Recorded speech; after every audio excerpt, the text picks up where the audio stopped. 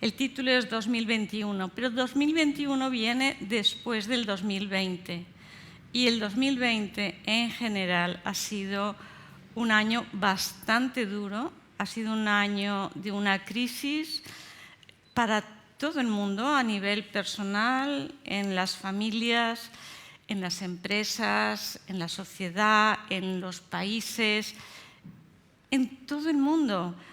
Yo creo que es la primera crisis de este tipo que tenemos en todo el mundo. Ha habido otras epidemias, otras pandemias, pero en esta la humanidad está en otro punto. Como decía Inma antes, si eres consciente equivale a acción.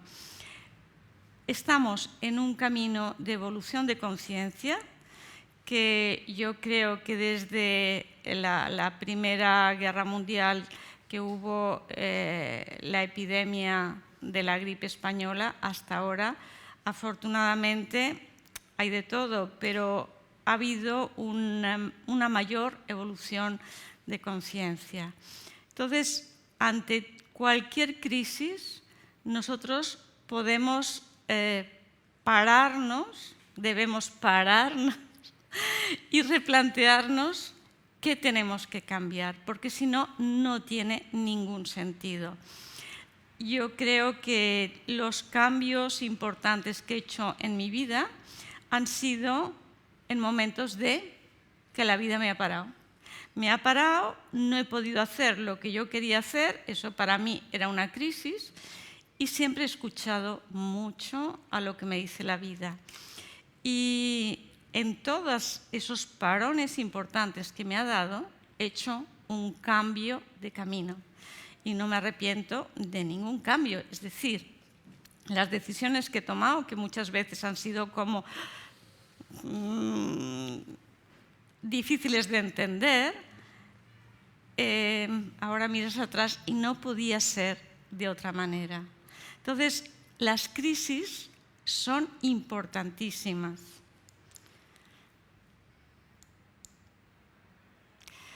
Fijaros que Albert Einstein dice: la crisis es la mejor bendición que puede suceder a personas y países, porque la crisis trae progresos. Claro que también él decía que no puede haber ningún cambio si tú no cambias. Si tú estás en el mismo sitio, continuarás haciendo las mismas cosas. Entonces, para poder salir de la crisis, tienes que ir a un nivel superior donde puedas tener una visión superior, donde veas mucho más que metido en el problema. Él decía que las crisis son importantes porque o sí te hacen que tu creatividad evolucione. Y para él la creatividad, la imaginación era mucho más importante que el conocimiento. Por tanto, ahora, y en cuanto a las cosas que ha dicho Xavier, las empresas necesitan un cambio en sostenibilidad, pero también en innovación. Y la innovación es creatividad.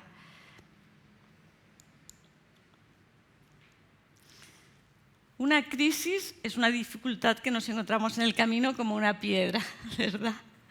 Entonces, ¿qué hacemos con la piedra? Pues podemos hacer muchas cosas. La piedra es la misma, pero dependiendo de cómo lo vivimos, para nosotros será de una manera o de otra. Quiero decir con esto que la crisis es un momento malísimo de la vida, pero también nos puede ayudar a reflexionar, a hacer cambios. Y cuando ha pasado el tiempo y miramos hacia atrás, decimos, qué maravilla aquella crisis, que gracias a aquello yo cambié mi camino e hice esta otra cosa. Pero claro, luego eso se ve en la distancia. Pero fijaros, llega una persona y se encuentra una piedra que le dificulta pasar por el camino. Pues a lo mejor se pone a maldecir, le sale lo peor, la ira, incluso le puede dar una patada a la piedra y se rompe los pies y dice, y qué mala suerte tengo, es que todo es negativo. Quizás sí, ¿no? Pero él también tuvo que ver.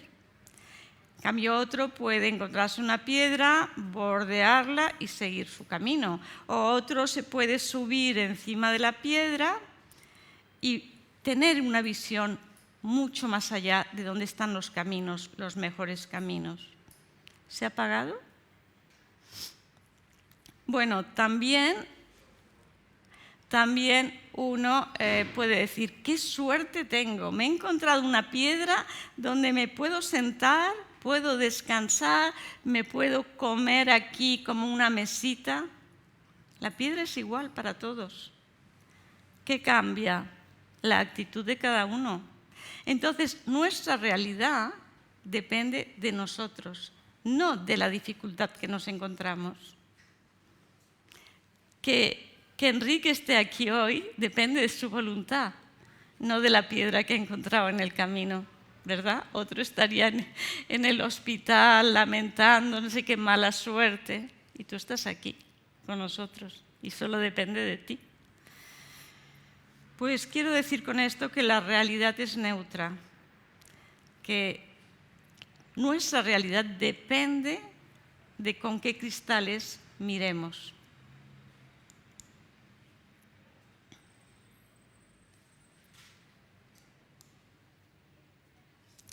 Los chinos escriben la palabra crisis con dos trazos. Uno dice cuidado y en cambio el otro dice oportunidad. Por supuesto que hay que tener cuidado. Hay que tener precaución, pero hay que verlo como una oportunidad. Yo siempre digo que las monedas tienen dos caras. Una es la vida, es la cara, y otra es la cruz.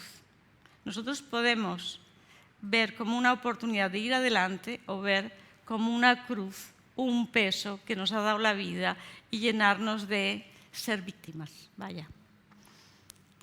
Recordar siempre que podemos encontrar una oportunidad en cada crisis. Como decía Inma antes, el aleteo de una mariposa en Brasil provoca un tornado en Texas. Eso es un proverbio chino que dicen que el aleteo de una mariposa en una parte del mundo se puede seguir en un confín alejadísimo, pero es que la física cuántica lo ha demostrado. Entonces, todos poseemos ese poder de la mariposa, esa energía sutil.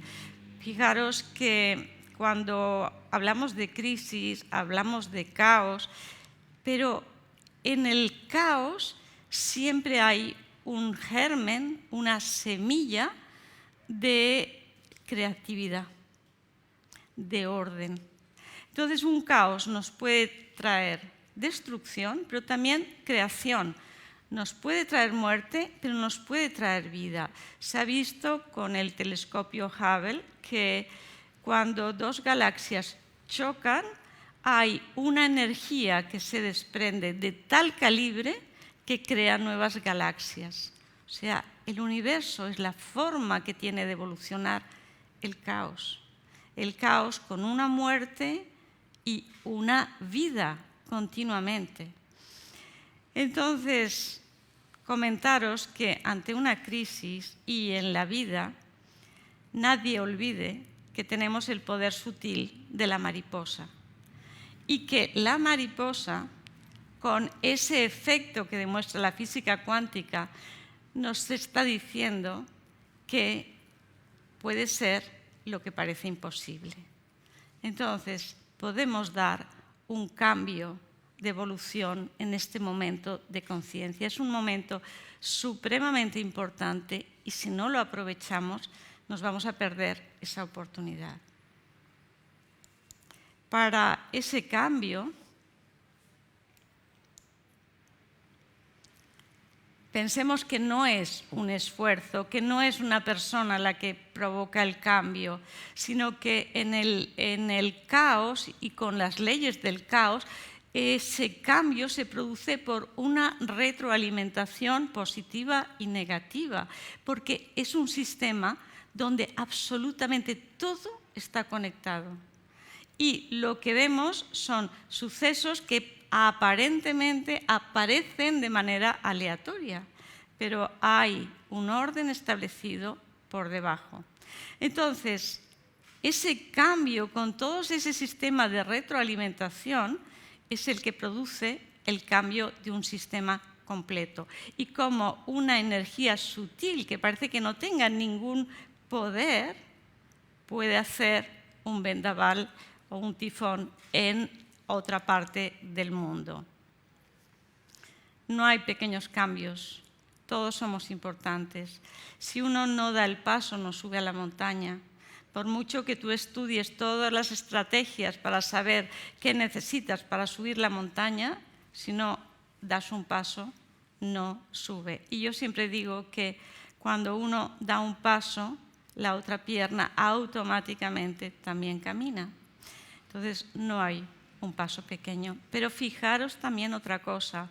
Somos una humanidad con más de 7.000 millones de habitantes. Todos parecemos iguales, pero cada uno tiene una huella dactilar diferente. ¿Qué significa? Que cada uno tiene unas características, una visión que son únicas y que son intransferibles y que gracias a que esa persona desarrolle todo ese potencial que tiene, se puede hacer la sinfonía completa. Todos somos importantes en esta orquesta.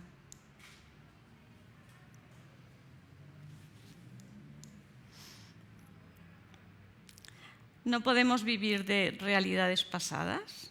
El pasado ya está pasado. No podemos vivir de recuerdos. Ni podemos vivir de imaginaciones de un futuro que todavía no es. Entonces, lo único que no está sujeto a cambios es el presente.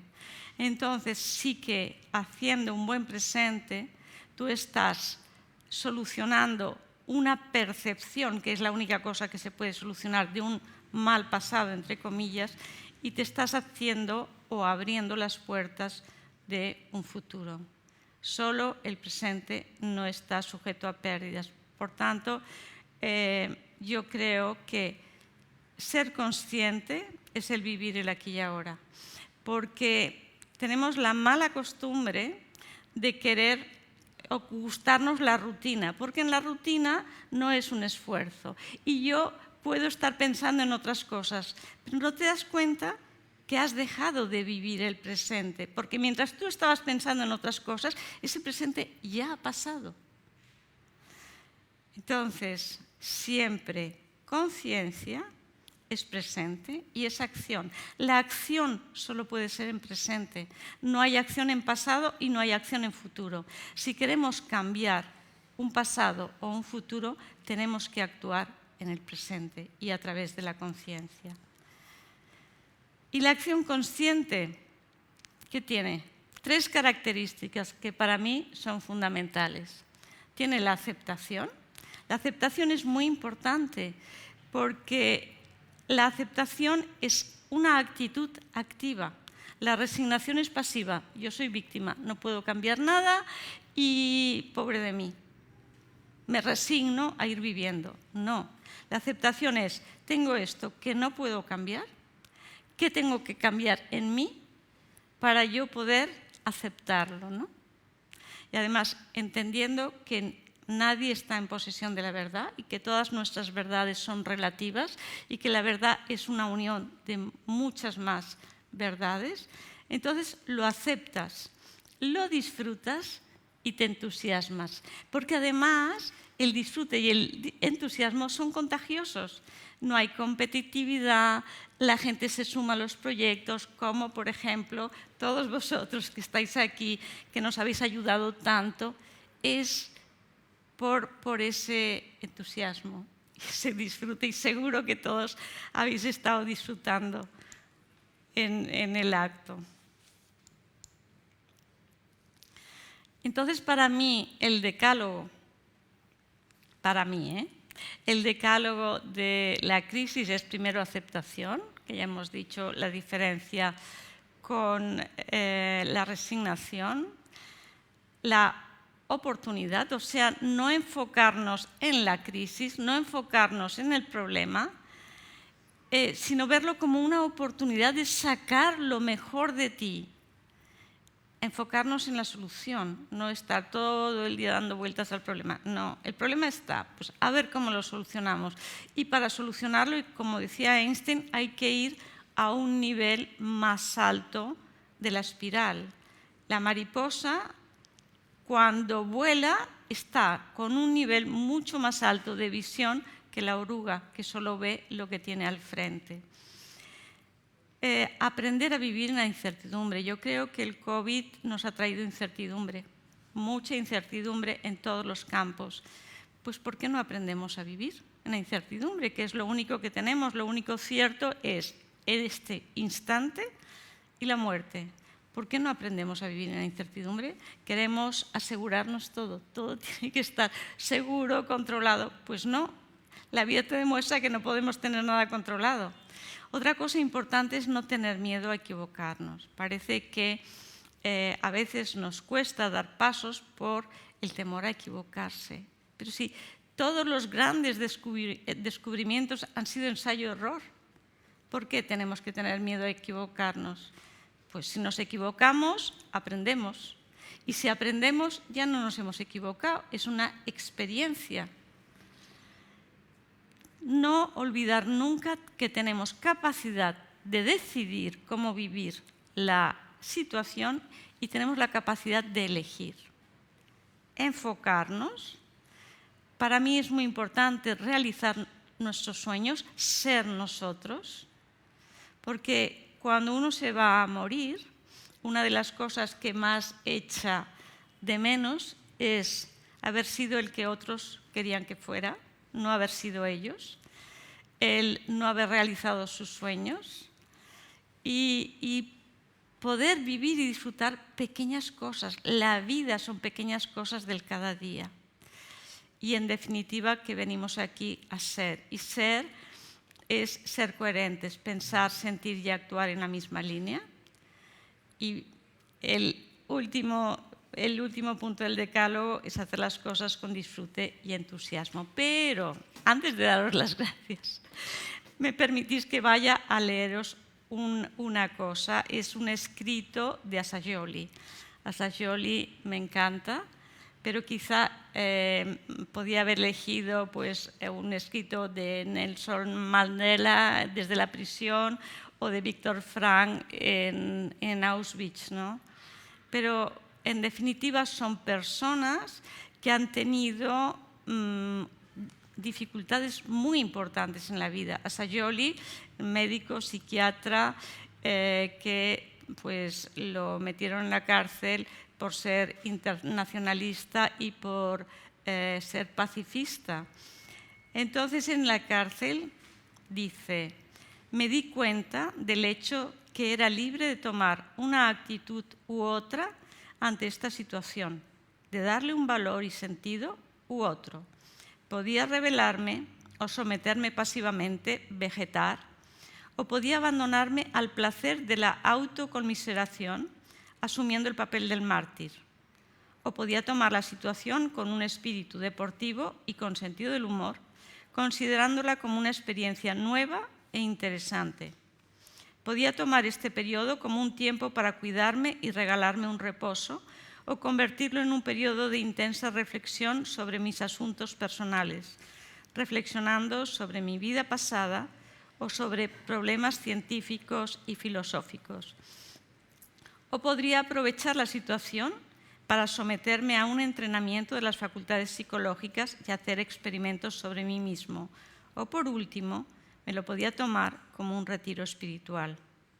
Me di cuenta que dependía solo de mí comprender que era en realidad libre de elegir una o más de estas actividades o actitudes, que esta elección tendría inevitables efectos precisos que podía anticipar y de los cuales solo yo mismo era plenamente responsable. En mi mente no había ninguna duda acerca de esta libertad y poder esencial, así como del privilegio que representaba y de mi responsabilidad para mí mismo, mi familia y la vida. Gracias.